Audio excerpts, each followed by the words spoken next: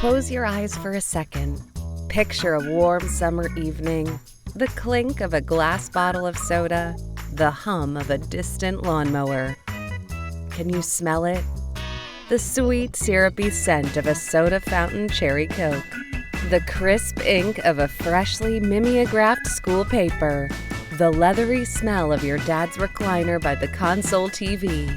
If you grew up in the 1950s, you probably remember these like it was yesterday. We're taking a trip back to the golden age of jukeboxes and saddle shoes.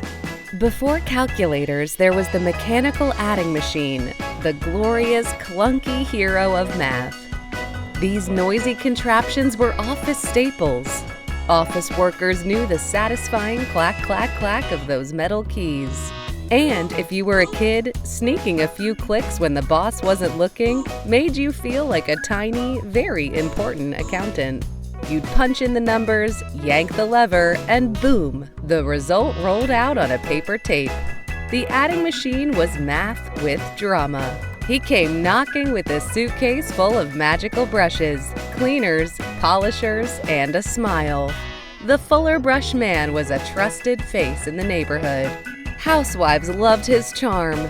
They would invite him in for a cup of coffee while he demonstrated the latest miracle scrubber. Kids just loved trying out all the free samples, and if they got lucky, Mom let them keep it for their spy kit. In many towns, this door-to-door was practically a local celebrity. Shopping was a whole lot more fun with gold bond stamps. Every trip to the grocery store meant earning tiny square treasures. Mom would lick 'em and stick 'em into booklets. When those books finally filled up, you'd cash them in for toasters, blenders, or even a bicycle. It was like Christmas morning. Meanwhile, Dad grumbled about how long it took to get that free blender. It was the perfect loyalty program, 1950s style. Remember that unforgettable smell of fresh school handouts? That was the mimeograph machine at work.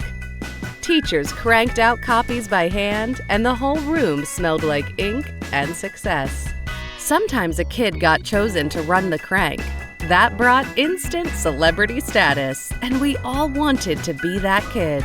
Sure, your hands turned purple for a week, but hey, small price to pay for fame. For many 50s kids, Western Flyers were more their first taste of freedom. With big chrome fenders, fat tires, and those shiny headlights, every kid wanted one. If yours had streamers on the handlebars, you were an Olympic cyclist. And if you got the deluxe model with the basket, you were basically royalty. Long before Google, there was a knock at the door, and suddenly your living room had 24 volumes of Britannica. When the Encyclopedia Britannica salesman came knocking, dads would groan, but kids would sprint to the door. Salesmen pitched them as the key to your child's future. Heavy? Yes. Expensive? Definitely. But to many, owning a full set meant you'd made it. Never mind that many folks only use them to press flowers.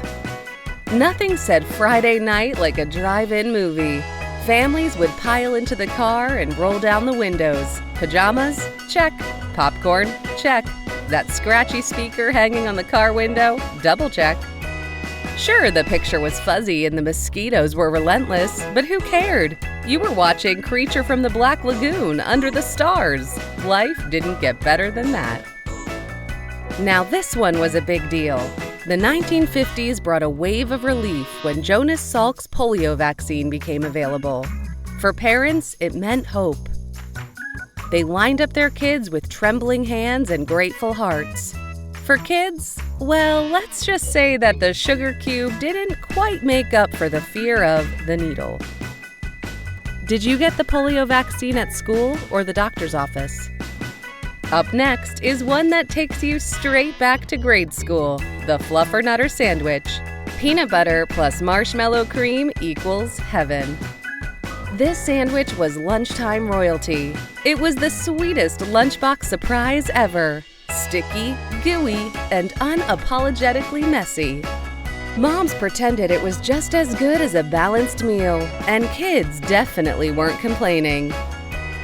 Before online shopping, there were the catalogs, thick as a brick and full of dreams.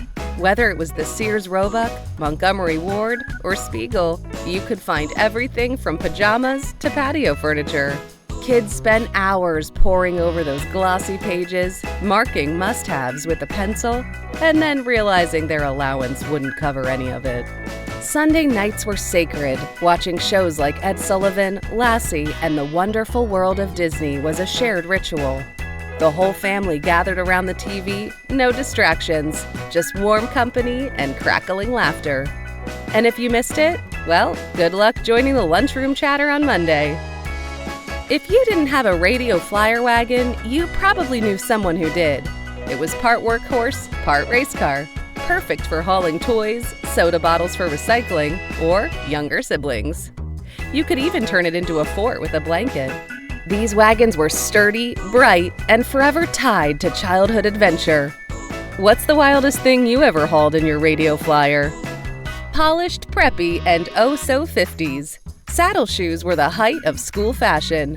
White with black or brown saddles across the laces. They were worn with bobby socks, poodle skirts, and confidence. They were the official uniform of cool. Why go inside when you could eat in your car? Drive-in diners served up greasy burgers, frosty root beers, and flirtatious vibes. All you had to do was pull up, flash your headlights, and wait for that tray to clip onto your window. Burgers, fries, and a milkshake so thick your straw stood straight up. And if you were really living large, you ordered a double. The transistor radio was the original personal device. Suddenly, music was portable. Transistor radios were compact, stylish, and let you take Elvis and Chuck Berry wherever you went.